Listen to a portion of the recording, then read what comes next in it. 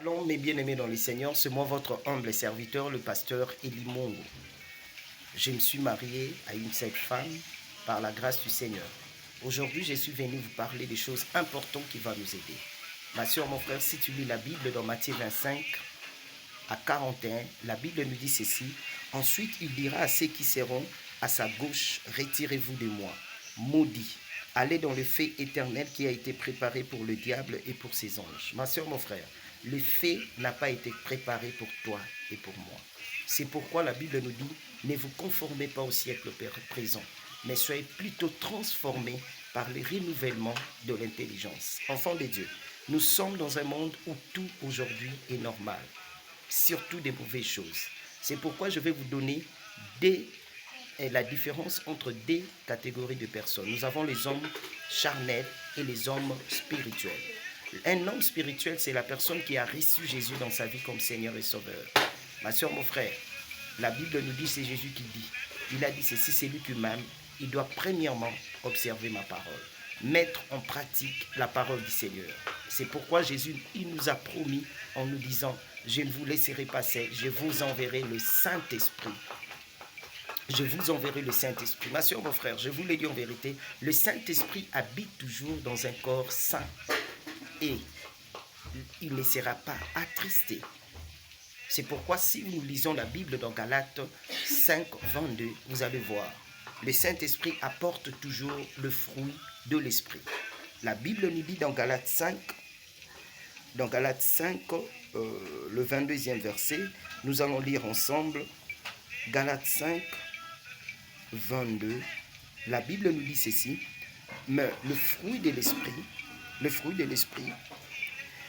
c'est l'amour, la joie, la paix, la patience, la bonté, la bénignité, la fidélité, la douceur, la tempérance. Ce sont des fruits de l'Esprit.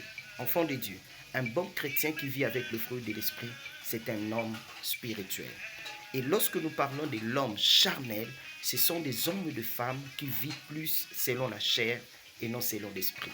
Enfant de Dieu, je vous le dis en vérité, le diable a le pouvoir de briser votre chair. Ce sont des hommes et des femmes qui sont plus conduits par le désir mondain. Enfants de Dieu, vous allez comprendre. Regardez ce que la Bible nous dit toujours dans Galates 5, le 19 à 21e verset.